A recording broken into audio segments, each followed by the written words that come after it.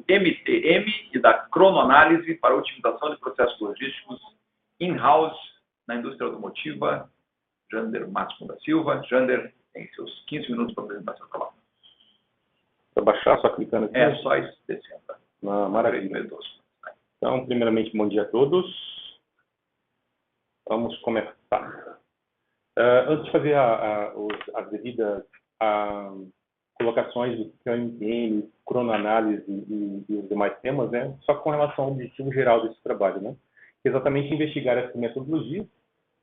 São técnicas de medição de tempo dentro da indústria ou da área de serviços como um todo, para que você possa fazer a mensuração dos custos de trabalho. O que é percebido, então? Na maioria das empresas, a alocação de mão de obra não existe uma didática propriamente dita de como você vai fazer esse dimensionamento. Muita por feeling, muitas questões são realmente experiência seja dos diretores, proprietários de empresas como um todo, de como essa mão de obra vai ser alocada. E aqui a gente mostra exatamente as ferramentas apropriadas para esse tipo de dimensionamento de mão de obra. Então, a ideia é pegar essas ferramentas principais e mostrar como elas se comportam nesses ambientes.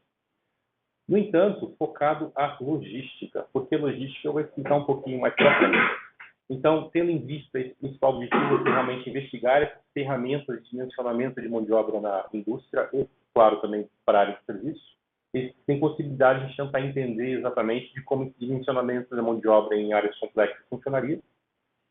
Lacunas, principalmente na questão da literatura, também vão ser abordados na sequência da apresentação. E também analisar um pouquinho da questão de curva de aprendizado, que também vou explicar um pouquinho para frente. Das motivações. Quando a gente para analisar a questão exatamente das técnicas de medição de tempo, claro, diversos autores falam sobre essa temática. Diversos, né? A gente pode retomar o início dos séculos passados com relação a Taylor, quando fala exatamente disso. Então, o tema por si só não é uma novidade. A novidade, ela começa a aparecer quando você analisa esses pontos exatamente para outras áreas, principalmente na área de serviço. Quando você faz uma análise, e aqui na tabela abaixo ela está pequena, mas é principalmente para poder mostrar a relevância do tema e principalmente a lacuna dele para a logística. Apesar de ser extremamente produtivo e já com relação à produção, com relação à indústria automotiva e entre outras, quando você traz isso para a área de serviço. Então, mais palavras, sai isso. Busca. Pode Meu tempo. Pode falar. Aparece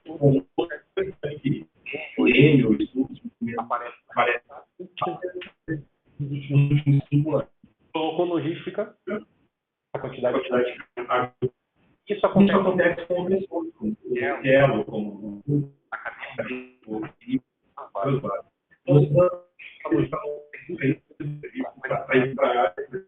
não existe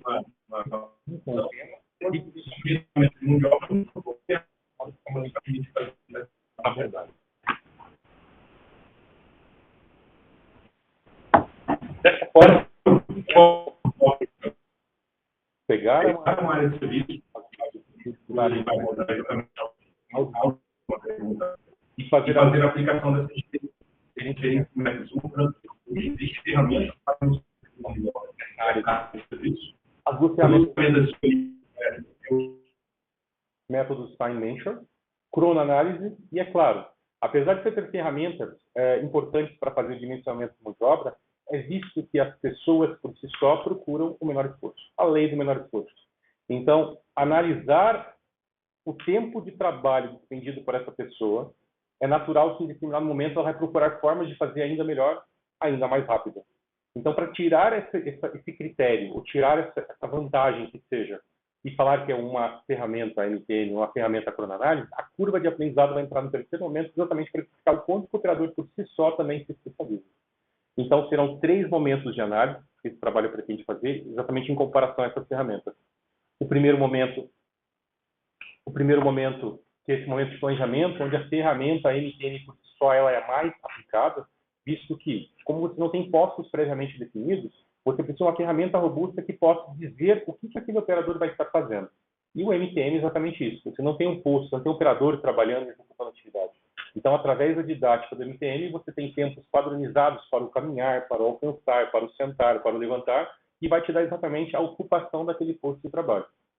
No entanto, uma vez o posto sendo aplicado, esse é um segundo momento da pesquisa, a ferramenta cronoanálise é extremamente vantajosa, visto que você tem um operador executando atividade e você consegue, dessa forma, fazer exatamente as tomadas de tempo.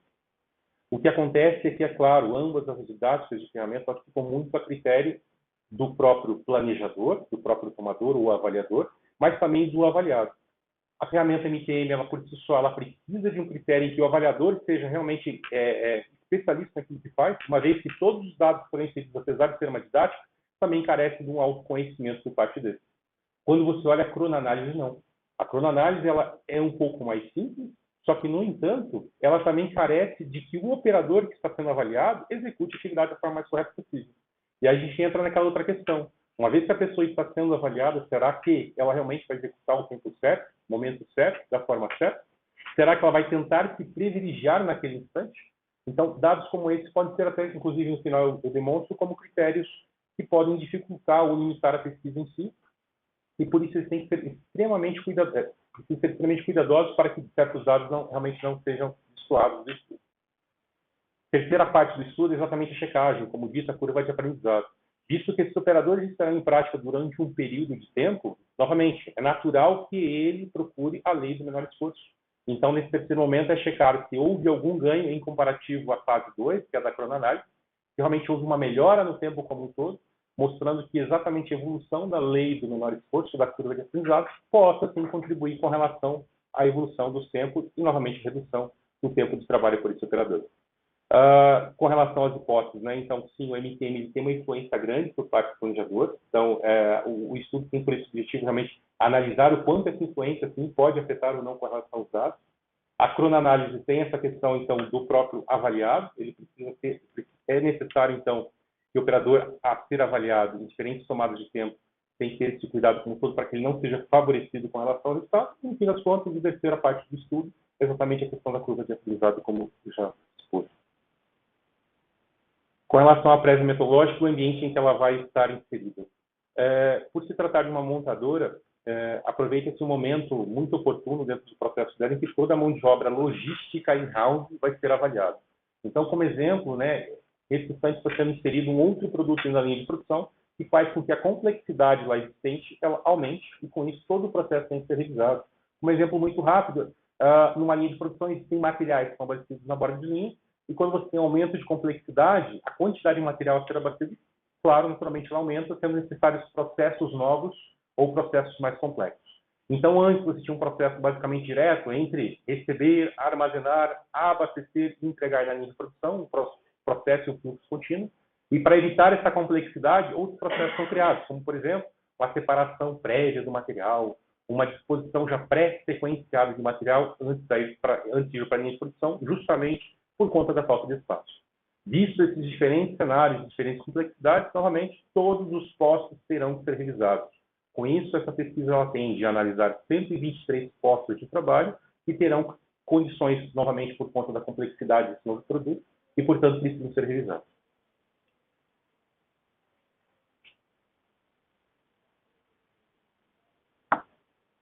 Para esse tipo de trabalho, ainda falando da primeira etapa, que sim, é o investigar em MTM, existe uma planilha padrão, né, existe uma didática já pré-selecionada para que esses tempos possam ser mensurados. Então, com relação à didática da MTM do Brasil, o avaliador, assim, ele é especialista tanto em MTM, UAS, MTM Logística, entre outros, que permite, então, que a avaliação seja feita realmente com respaldo técnico. Sendo feita essa avaliação dos 123 postos, conforme didática MTM do Brasil, a segunda etapa também existem controles, existem didáticas pré-definidas com relação à cronoanálise, né? Então, o dimensionamento de cronoanálise tem que ser feito com várias técnicas específicas também, com relação à tomada de tempo, 1, 2, 3, 4 vezes, horários específicos e operadores serem avaliados. Então, o grupo C para a coleta de dados, ela está devidamente dimensionada e respaldada de forma técnica. As contribuições são justamente mostrar que existe uma lacuna hoje, principalmente na questão da literatura. Então, a logística, o área de serviços hoje não são cobertos com relação às didáticas, metodologias de medição de tempo. Interessante também esse trabalho que mostra uma forma muito detalhada e uma visão específica com relação à utilização de mão de obra e meios logísticos, principalmente com relação ao dimensionamento de mão de obra e equipamentos. E a curva de aprendizado ela vem aí realmente para trazer ainda mais informações, mais robustez do estudo, mostrando se poderá ou não mostrar que existe também uma naturalidade com relação ao próprio operador em movimentos muito repetitivos, procurar realmente uma melhor, uma redução do tempo do seu trabalho, um melhor dia a dia no seu operacional. Com relação às limitações, é interessante citar o efeito Hawthorne, não sei se acho que é assim a pronúncia, professor, que mostra que esses operadores, ao serem avaliados, ele pode sim, então, ter uma preocupação com relação àquela avaliação e ir muito mais rápido para mostrar que ele é um cara extremamente ocupado, ou muito mais devagar para que aquele tempo realmente não o atrapalhe no dia a dia, ou seja, se ele estiver indo muito devagar, que mais trabalho seja dado. Então, com relação às limitações, existem essas preocupações, e também por ser um trabalho específico numa montadora, em alguns depósitos específicos, que isso possa talvez não ser replicado para outras atividades ou para outros tipos de serviço. É isso. É ótimo. Coordenador de turma participar? Não, mas não precisa ser. Não, mas é legal. Então, é que agora eu estou falando por dois. Então, eu tenho prioridade.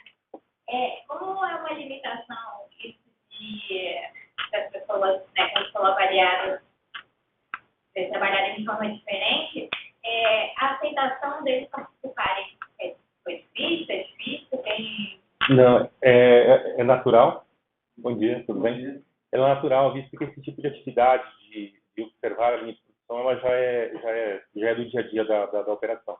Inclusive, tem técnicas que a gente chama de multimomento, por exemplo, em que você passa na operação ou com prancheta observando para verificar se ele está com uma boa ocupação ou não no segundo momento, passa um terceiro momento, um segundo momento e passa o terceiro momento. Se esse multimomento é perceptível que aquele posto, ele, sempre que você passou lá, o cara está olhando para cima no celular, é um posto que tem potencial.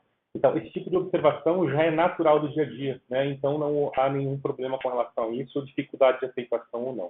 O que nós temos também é que todo o nosso depósito também é monitorado, e para grandes operações, como, por exemplo, o empilhadeirista tem que tirar o material do recebimento e ir até o meio do depósito, não dá para sair correndo atrás dele com cronômetro, que é a área extremamente grande. Então, para algumas áreas específicas, pode ser feito, inclusive, por câmeras, né? Através de filmagens, depois, sem eles saberem, inclusive, que está sendo observado, poderíamos fazer esse fiscal. Com relação ao respaldo, o próprio sindicato também permite esse tipo de técnica, desde que as imagens, claro, não sejam divulgadas do operador. Então, a gente tem uma facilidade com relação ao acesso aos dados, e, inclusive, da equipe também nenhuma restrição com relação às tomadas de som. Então, atualmente são 153 equipamentos como um todo dentro da planta, mas para a área a ser observada são em torno de 45, aproximadamente. Então, se tiver que colocar um rastreador, né? Também tem, a gente chama de telemetria, né? Todos os equipamentos têm isso, mas existem movimentos que eles não são considerados, como, por exemplo, a empilhadeira está parada, mas está parada por ociosidade, boa, está guardando o material, ou o cara está fazendo isso, alguns movimentos. Então, existem atividades dentro do próprio operador de empilhadeira em que, por exemplo, ele está conferindo uma HU, está conferindo uma etiqueta, por exemplo, se o material está correto, está fazendo uma anotação, está pegando folhas na impressora para poder fazer a alocação de material. Então, existem tempos que são tempos ainda assim produtivos, mas que o equipamento está parado. Então, a observação ele acaba se tornando ainda a melhor ferramenta. Tem uma disciplina que a gente precisou tomar nota, né, do material em aulas para poder ser utilizado aquele subconsulto, que eu tive uma assistente também que me ajudou a escrever tudo. Provavelmente ela vai ser utilizada também. Vai. Então, a base para o 123 parece a primeira etapa. Novamente, como já faz parte do dia a dia, são necessários utilizados, os 123 postos já estão realizados, mas é muito provável que para a segunda parte, que é exatamente para a cronoanálise e observação, analisar 123 pessoas em 1, 2, 3 tomadas de tempo é muita coisa. Então, existem postos que são muito parecidos. Então, o que eu não coloquei aqui, mas o que já observamos nesse primeiro momento? Como por conta de um produto novo que está entrando, a gente está revisando tudo, tem postos, por exemplo, que não teve alteração, ou seja, ele não teve um grande impacto porque está entrando um carro novo. O cara que movimenta a caixa do A ao B, da caixa azul, preta ou branca, ele continua tendo o mesmo tempo. Talvez ainda digo, porque ele está em conclusão, seriam focar em postos realmente mais específicos, que tem realmente uma maior alteração por conta da complexidade. Então, é o cara que sequencia a peça. Agora ele não tem mais um manual para sequenciar. Agora entrou um aerofólio, uma peça diferente, ou seja, o movimento, o virar, o dispor é totalmente diferente, são influenciados, sim.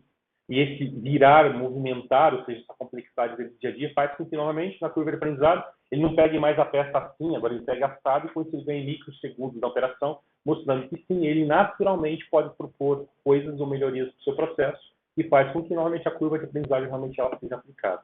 Então, a escolha por reduzir, né, essa quantidade da amostra de 523 para fósforo mais estratégico, ela precisa ser realmente feita. De qualquer forma, esses assistentes acadêmicos que precisam aí, talvez sejam gente de dentro da própria fábrica, porque, afinal de contas, nesse caso, ele está analisando algo que é do interesse da empresa. Então, vai estar sendo feito independente do trabalho acadêmico que ele está realizando. Eu tenho a vantagem de ser padrinho do programa de Jovem Aprendiz lá dentro. São 23, agora, nesse momento, 23 jovens menores aprendizes da logística. Então, e aí eu tenho essa facilidade de colocar alguns olheiros lá dentro do processo para esse trabalho. Achei muito legal o quadro que você colocou em da pesquisa, né? Desde o século passado, achei muito bacana, eu acho que vai dar muito. E assim, ao mesmo tempo que é bacana, ele é frustrante, Fábio, obrigado pela ponderação, visto que ali você não encontra a palavra logística em nenhum lugar. Então, a minha área de atuação, a área que realmente tem uma certa paixão em trabalhar, você percebe que ela sempre deixar de lado. Inclusive, por alguns estudos de logística, tipo externa, que eles chamam, inbound. Está mais ligado à produção, especificamente? Exato. Uhum. Então, quando a gente fala em logística inbound, sabe? Como tem umas pessoinhas, assim, que, por exemplo, um frete Rio Grande do Sul, por exemplo, a Curitiba, paga 3, 4 postos de trabalho. O único frete paga o mensal, né? De dois postos de trabalho como esse. Então, quando você olha realmente a questão do fator do custo da cadeia logística, o inbound, né? Tipo, o frete do Rio Grande do Sul para Curitiba, ele é muito mais caro, o volume financeiro é muito maior do que se olhar um operador dentro do depósito sequenciando uma peça. Então, existe a lacuna dentro da própria logística por privilegiar alguns estudos em detrimento de outros. Então, a lacuna também está dentro da própria logística. E você, de certa forma, também está privilegiando isso aí, porque eu estou entendendo que você está fazendo toda essa análise interna e não está fazendo análise que parece que é relevante. Não há interesse nenhum do pesquisador aqui totalmente dentro, professor. Que justamente ele está indo contra o próprio argumento dele. Ele está dizendo, eu estou de novo estudando algo que pode estar errado, eu posso melhorar 3 décimos de segundo, quando na realidade talvez a maior parte do problema esteja no transporte entre estados. Exato, a gente quer analisar o problema como um todo na cadeia e não focar em determinados estudos simplesmente pelo fator financeiro. Não, é questão humana também. Você vai focar no mas Total, exatamente. Ele é aplicado, sim, em qualquer circunstância, por sinal, né? Inclusive em discussões que a gente está aqui agora. A gente quer saber quanto tempo o Fábio vai levar para sair daqui buscar um cafezinho fresco para nós, ou em tempo poderia ser aplicado. Então, como ele tem movimentos básicos, padronizados, independente se a pessoa tem cabelo, quer dizer, independente se a pessoa é alta ou baixa, etc., o tempo ele é estándar, né? Então, a gente consegue tomar tempo para qualquer tipo de atividade. O que acontece é que, novamente, empresas pequenas, ela muito vai pelo fim. Coloca um cara, aguentou, a hora o cara está suando, coloca mais um. Então, não é pela ferramenta, e sim, talvez, muito fator cultural. Uma outra base que eu acabei puxando, mas tirando dessa apresentação, é, por exemplo, que o MTM, quando você coloca no site de busca, você coloca em inglês, por exemplo, uma infinidade. Tudo bem, a gente sabe que a quantidade de pesquisas em inglês, quando comparada a português, é maior. Mas a discrepância é tão grande que mostra que, quando coloca cronoanálise e MTM no mesmo idioma inglês, a quantidade de pesquisas em inglês para MTM é muito maior que para cronoanálise. Então fica aquela dúvida, por que vocês estão pesquisando mais MTM lá fora do que cronoanálise? Será que, novamente, o MTM precisa de uma preparação. O curso hoje de MTM no Brasil é um curso caro, que requer aí meses, inclusive, de capacitação. Cronoanálise não, você dá um cronômetro para o cara, toma 10 tempo aí, tudo bem, existe uma base, mas faz 10 tomadas de tempo, você tem uma ideia de quanto a operação é mensurada.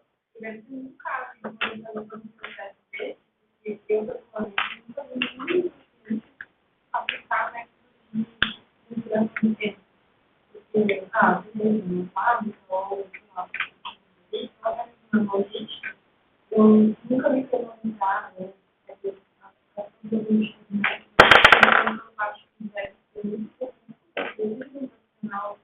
tem uma capacidade de poder também ser implantados, né?